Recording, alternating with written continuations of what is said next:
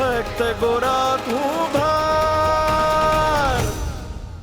એનો અર્થ એ થયો કે શાસ્ત્રમાં વિધવા માટે એવી કોઈ વાત નથી કે જેનો અમલ અત્યારે લોકો કરી રહ્યા છે। શાસ્ત્રને શસ્ત્ર બનાવીને આ સંસારમાં ઘણા લોકો પોતાની મનમાની ચલાવી રહ્યા છે। ધર્મ તો સર્વનું હિત અને સર્વનું સુખ જ ઈચ્છે છે। કોઈને દુઃખ આપવું એ ક્યાંયનો ધર્મ નથી। દુઃખ આપનારને પણ સુખ આપવું એ ધર્મનો સૌથી પહેલો ઉદ્દેશ્ય છે। તો ગિરધરદાસ મંદિરને શુદ્ધ શું કામ કરી રહ્યા છે ના? ગિરધરદાસે એના મનને શુદ્ધ કરવાની જરૂર છે। જેમ મા પોતાના સંતાનથી અભડાતી નથી એમ હું મારા કોઈ સંતાનથી અભડાતો નથી। મને શુદ્ધ કરવો એનો અર્થ સૂરજને અજવાળું આપવું। આ જગતમાં કોઈનો પણ અસ્વીકાર કરવો એટલે મારો અસ્વીકાર કરવો। કુરિવાજને સાથ આપવો એ અધર્મ છે અને જે અધર્મનો સાથ આપે છે એનો હંમેશા અંતે વિનાશ થાય છે।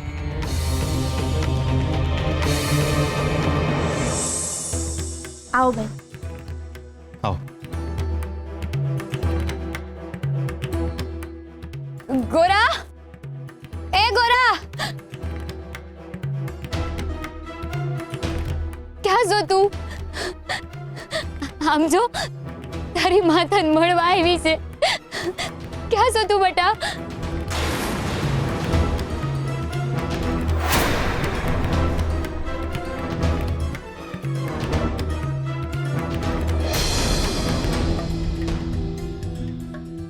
ગોરા, અટાણે મસ્તી નહીં કરવાની હો। તું ક્યાં હંતાયો છે? હે, હાલ તો બહાર આવી જા। મારે તને એકવાર જોવો છે દીકરા। આવી જા ને। આમ જો પછી છે ને આપણે બી હારે રમશું। હે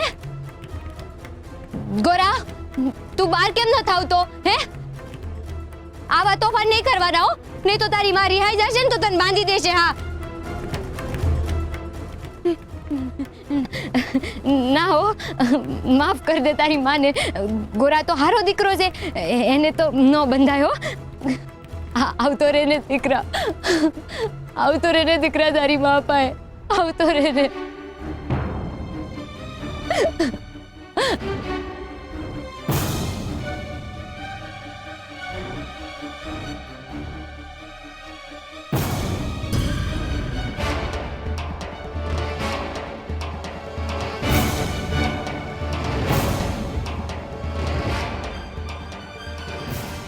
ગોરા,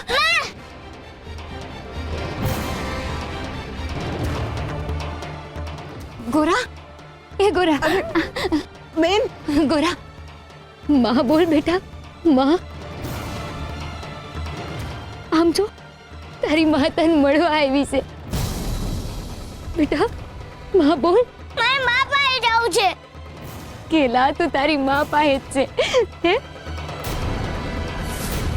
હવે માં બોલ, બોલ ને બેટા। ગોરા, તું બોલ તો કા નત? બોલ ને દીકરા। બેન, આ હું કરી રહ્યા છો? નાનું છોકરું છે, એની હારે બળજબરી ન કરાય। એનો હાથ ઉતરી જાય તો એ તમને માં હું કામ કહે? જુઓ બેન, તમે મને ગોરા હારે મળાવી ને એ બદલ તમારો ખૂબ ખૂબ આભાર। પણ હવે તમે અહીંથી જાઓ ને મન મારા ગોરા હારે હરખથી મળવા દો। હે બેટા, બોલ માં। ઈ તમને માં નહીં કહે। મેં તમને અહીંથી જવાનું કીધું ને તો બસ અહીંથી જાઓ તમે। ને ઈ મને માં કે એમાં તમને શું વાંધો છે? હા, ને જોજો ઈ મને માં કહેશે જ તે। બેટા બોલ માં। બેન, ઈ તમને કોઈ પણ સંજોગોમાં માં નહીં કહે। હું કામ નહીં કે? કારણ કે હું જ એની માં છું।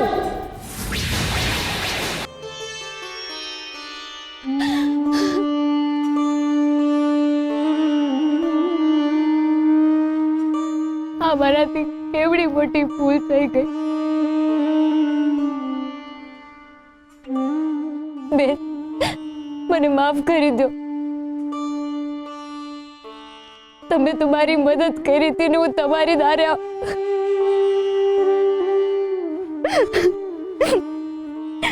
બેન બેન તમે આવું નહીં બોલો. તમારો છોકરો ખોવાણો છે. શું નામ છે તમારું? કાવેરી. હાલો માયલીપા, આવો બેન.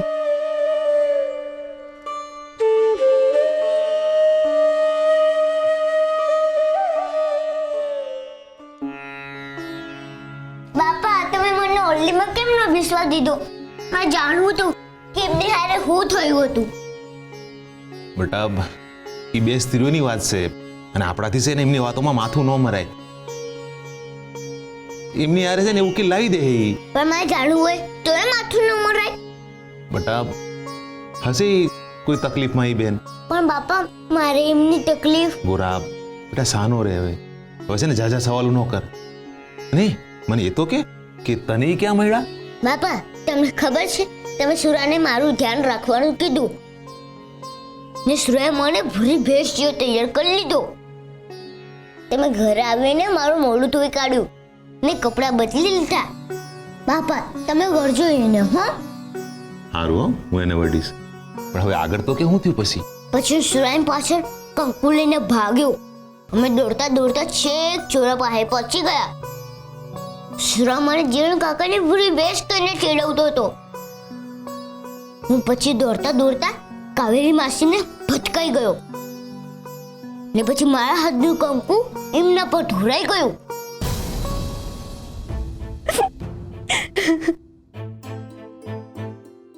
બેન તમે આમ રડશો નહીં. જે થવાનું હતું ને એ તો થઈ ગયું. તમે આમ રડશો નહીં, શાંત થઈ જાઓ. મને માફ કરી દો. મારાથી બહુ મોટી ભૂલ થઈ ગઈ. હું તમારા છોકરામાં મારો છોકરો ગોતવા લાગી. પણ મને મારા વર્તનની બહુ શરમ આવે છે. મારો વિશ્વાસ કરો. બેન મને એટલું તો સમજાઈ ગયું છે કે તમે ખોટા ભાવથી કાંઈ નથી કર્યું ને મને એ પણ સમજાઈ ગયું છે કે તમે પણ કોકની માં છો ને મારા દીકરાને જોતાની હાથે જ તમે તમારી મમતા પર કાબુ ન રાખી હૈકા. હું પણ એક માં છું ને મારો દીકરો ક્યાંક હવારથી આંજ બહાર ગયો હોય ને એના મોઢે માં શબ્દ જો મેં ના સાંભળ્યો હોય ને તો મારો શ્વાસ રૂંધાઈ જાય છે. બેન અટાણે તમારા કાન માં શબ્દ સાંભળવા હાટું કેટલા બેબાકડા બની ગયા હશે ને હું સમજી શકું છું. બેન મને કહો ને તમારો દીકરો ક્યાં ખોવાણો છે?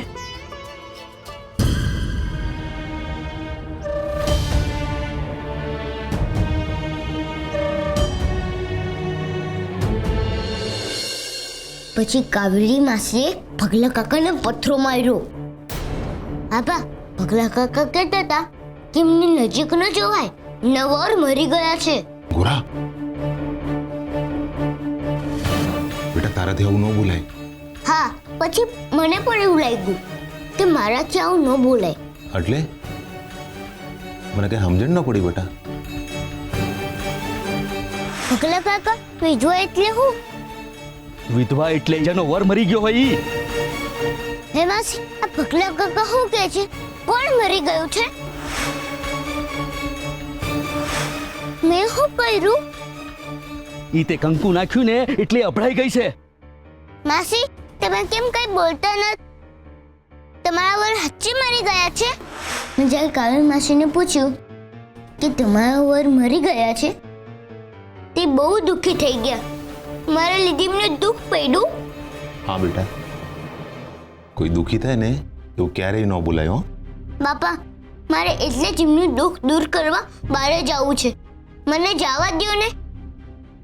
હું હજુ કહું છું હું કોઈના કહેવાથી એમનું દુઃખ દૂર નથી કરતો. અંદરથી એવું લાગે છે કે હું જ એમનું દુઃખ દૂર કરી શકીશ. બેન સાચું કહું, મેં મારું બાળક ખોયું નથી, પણ આખા એ જગતમાં હું એક જ એવી અપાગણી હોઈશ જેને જાણી જોઈને પોતાનું બાળક ગુમાવી દીધું છે. હું કંઈ સમજી નહીં બેન, તમે શું કહેવા માંગી રહ્યા છો? મેં મારા બે હાથેથી જ મારા બાળકને ગુમાવી દીધું. મેં પાપ કર્યું છે, બહુ મોટું પાપ. પાપ? કેવું પાપ? મેં મારા બાળકને મારા જ હાથેથી. ના ના બેન, તમે અહીંથી ના જાઓ અટાણે. જો ઘડી કાંઈ બેહી રહ્યો છે ને, અહીં બેહી રહેશો ને તો તમારા મનનું વાવાઝોડું શાંત થઈ જાય. ના ના બેન, સાંભળો તો ખરા. બેન ઊભા રહ્યો. માં, કાવેરી માસી ક્યાં ગયા હશે? હાલ જ બહાર ગયા.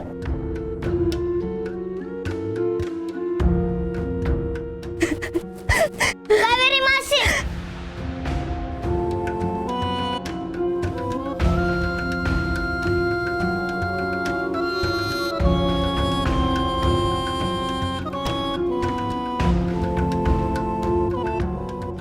કાવેરી માસી, મેં બજારમાં તમારા વર વિશે હવાલો કર્યા એટલે તમે દુખી છો? તો મને માફ કરી દો. તમે મને જે સજા આપશો એ હું હંદોએ ભોગવી લઈશ.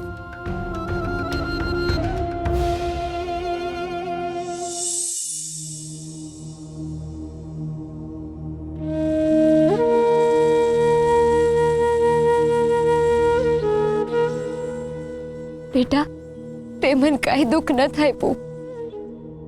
તો બીજે કોઈ તમને દુઃખ આપ્યું છે? તમે મને તમારું દુઃખ કહી દો, પછી હું તમારું હંદોએ દુઃખ દૂર કરી દઈશ. તમે હું કેમ રડો છો? મને બાપાએ કીધું છે કે હરિનું નામ લેવાથી હંદોએ દુઃખ દૂર થઈ જાય. તમે હરિનું નામ લ્યો. હું આટલે દૂર આવ્યા પછી એમને મળ્યા વગર ન જઈ શકું. મારે એમને એકવાર મળવું છે, એકવાર જોવા છે એમને. પણ હું શું કરું? મને કાંઈ સમજાતું નથી.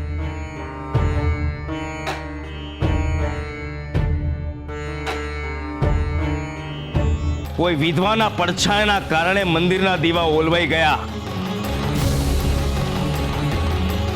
નહીતર આજ સુધી ન બનેલી ઘટના મંદિરમાં સવારે કેમ બની?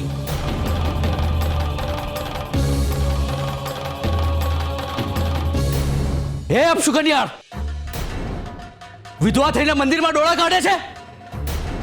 શરમ નથી આવતી?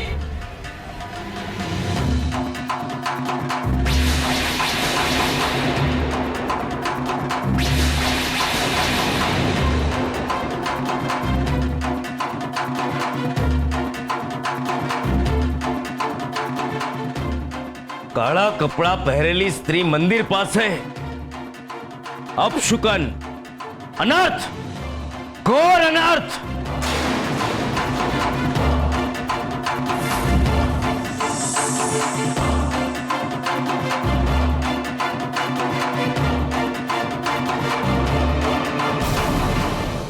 આજે તો જાણીને જ રહેવું છે કે આ અપશુકન્યાર છે કોણ ને ક્યાંથી આવી છે. ભલે ને પછી એના માટે મારે અભડાવવું પડે, પણ આજે ગમે એ કરીને જાણીને જ રહીશ ને પૂજારી બાપા પાસેથી એના બદલામાં કાવડિયા લઈશ. મને કીધું આ તું બારે ક્યાં ફરે છે? અને મેન તાર બાપાએ તને કીધું તું ને કે તું ને ગૌરા ઘરમાં રહેજો, તો બહાર હું લેવા ગયા હતા? પણ ગોરા મારી પાસે કંકુ લઈને ભાગતો હતો એટલે હું ઘરની બહાર નીકળ્યો. પણ ગોરા તો ક્યારનો ઘેર પહોંચી ગયો. અને ઈ તો એમ કહેતો તો કે તે એને જીવન કાકાની ભેંસની જેમ તૈયાર કર્યો તો ને પાછી મસ્કરી કરવા માંડ્યો એટલે ઈ તારી વાહે ભાગ્યો. હા માં, ઈ હાથેમાં જીવન કાકાની ભેંસ જેવો જ લાગતો હતો. છાનો રે, આમ મસ્તી કરે છે ને પાછો દાંત કાઢે છે. બસ હવે મારે આ જ કામ કરવાના રહી ગયા છે. એક ઘેર આવે ને બીજાને ગોતવા જવાનો, ને બીજો ઘેર આવે તે પહેલાને. ને આ ઘરમાં આંજણ ને લોટનો બધો પસારો કર્યો છે જે એને સાફ કોણ કરશે?